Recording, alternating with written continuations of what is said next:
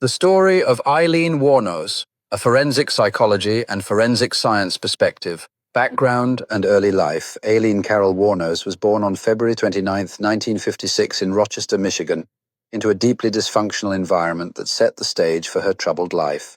From a forensic psychology perspective, her early years are a textbook example of how adverse childhood experiences, ACEs, can contribute to severe psychological and behavioral issues.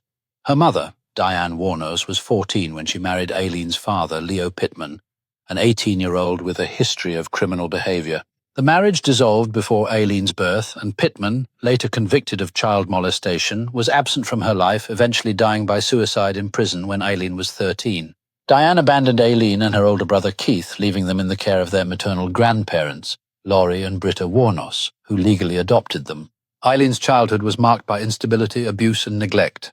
Reports suggest she endured physical and possibly sexual abuse from her grandfather, though definitive evidence of the latter is debated. By age 11, Aileen was engaging in sexual activities, trading favors for cigarettes and other goods, a behavior that may reflect early survival strategies in response to her environment. At 14, she became pregnant, likely as a result of sexual assault, and gave birth to a son who was immediately put up for adoption. Expelled from her grandparents' home, she lived in the woods and began a transient lifestyle, supporting herself through prostitution by her mid-teens. From a forensic psychology standpoint, Wuornos exhibited signs of complex trauma, which likely contributed to her later diagnoses of borderline personality disorder, BPD, and antisocial personality traits.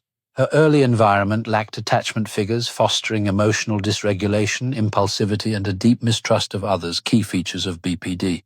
Her turn to prostitution and petty crime also aligns with survival mechanisms often seen in individuals with traumatic backgrounds, where limited resources and social support drive maladaptive coping strategies. Criminal history and the killing spree, 1989 to 1990. By the 1980s, Wuornos had a significant criminal record, including arrests for assault, armed robbery, theft, and disorderly conduct, often under aliases like Lee. In 1986, she met Tyria Moore, a 24-year-old woman with whom she began a volatile romantic relationship. Wuornos supported them through prostitution along Florida's highways, a high-risk lifestyle that exposed her to violence and exploitation. This relationship, while a source of emotional connection, was also marked by possessiveness and instability, with Wuornos reportedly reacting strongly to Moore's interactions with others. Between November 1989 and November 1990, Wuornos killed at least 6 men, possibly 7, in Florida. Her victims were typically middle-aged men who picked her up while she worked as a hitchhiking prostitute. The known victims were Richard Mallory, 51, electronics store owner, killed November 30th, 1989. David Andrew Spears, 47, construction worker, killed May 1990. Charles Edmund Carskadden, 40, rodeo rider, killed May 1990. Troy Eugene Burris, 50, salesman, killed July 1990. Charles Richard Humphreys, 56, retired Air Force major and police chief, killed September 1990. Walter Geno Antonio, 62, trucker and security guard, killed November 1990. A possible 7th victim, Peter Seams, remains unconfirmed as his body was never found. Wuornos's modus operandi involved shooting her victims multiple times with a .22 caliber pistol, often dumping their bodies in wooded areas and stealing their possessions, including cars and cash. She claimed all killings were in self-defense, alleging that her victims had either raped or attempted to rape her. Notably, her first victim, Richard Mallory, had a prior conviction for attempted rape, lending some credibility to her claims, though forensic evidence and her inconsistent accounts raised doubts about her narrative in other cases. From a forensic science perspective, the investigation relied heavily on physical evidence. Victims' bodies were recovered with bullet wounds, and ballistic analysis linked the .22 caliber weapon to Wuornos.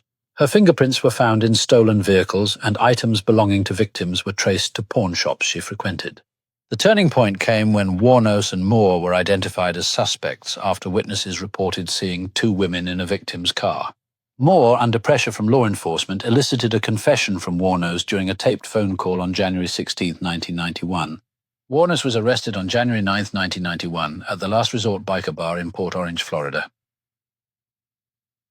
Psychological profile and trial. As a forensic psychologist, Wuornos' mental state is a critical point of analysis. During her trials, defense psychiatrists argued she suffered from borderline personality disorder, characterized by emotional instability, impulsivity, and intense interpersonal conflicts. Her history of trauma, including alleged abuse and a lack of stable relationships, supports this diagnosis. However, her inconsistent accounts of the murders, ranging from self-defense to admitting premeditation, suggested possible pathological lying, a trait associated with antisocial personality disorder, ASPD. Some experts also noted signs of paranoia and delusions, particularly in her later years on death row, where she claimed external conspiracies against her. Forensic evidence presented at trial included ballistic matches, stolen property, and Wuornos' own confessions. She was convicted of Richard Mallory's murder on January 27, 1992, and sentenced to death. She later pleaded no contest or guilty to 5 additional murders, receiving a total of 6 death sentences. Her defense's argument of self-defense was undermined by inconsistencies, and the prosecution's portrayal of her as a predatory killer motivated by robbery.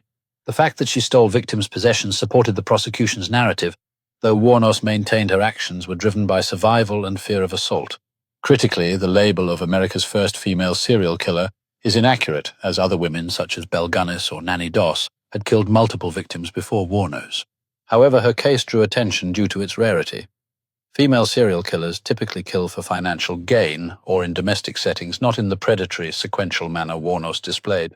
FBI profiler Robert Ressler noted her as an exception among female killers, who often act in sprees rather than with the calculated pattern associated with male serial killers. Execution and legacy Wuornos spent over a decade on Florida's death row, during which her mental health deteriorated. She became increasingly paranoid, claiming police allowed her to kill to profit from her story. Her final words before her execution by lethal injection on October 9, 2002 were cryptic. "Yes, I would just like to say I'm sailing with the Rock, and I'll be back, like Independence Day, with Jesus. June 6, like the movie. Big mothership and all, I'll be back, I'll be back."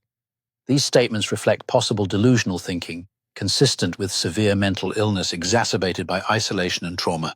Her ashes were scattered beneath a tree in Michigan by her childhood friend Dawn Botkins, who published Wuornos' letters in the book Dear Dawn, offering insight into her thoughts and fears.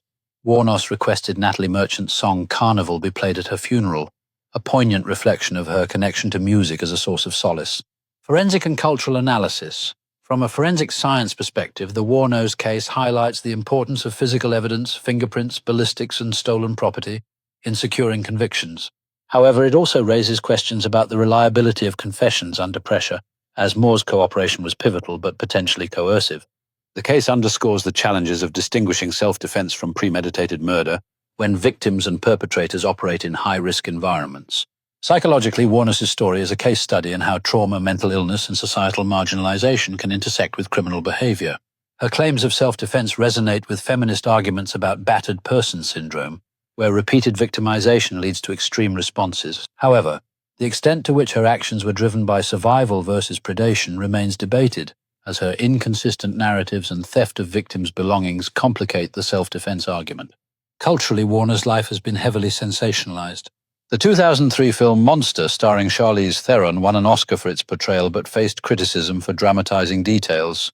Documentaries like Nick Broomfield's Aileen Wuornos, The Selling of a Serial Killer, 1992, and Aileen, Life and Death of a Serial Killer, 2003, explore her mental state and societal context, while media portrayals, including Cardi B's recreation of her mugshot, reflect ongoing fascination with her story. Critical reflection. As a forensic psychologist and scientist, I view Wuornos' case through a dual lens. The evidence confirms her guilt in multiple murders, but her psychological profile and life circumstances suggest a complex interplay of trauma, mental illness, and survival instincts. The narrative of self-defense versus cold-blooded killer is not easily resolved, as both may hold partial truths. Thank you for watching.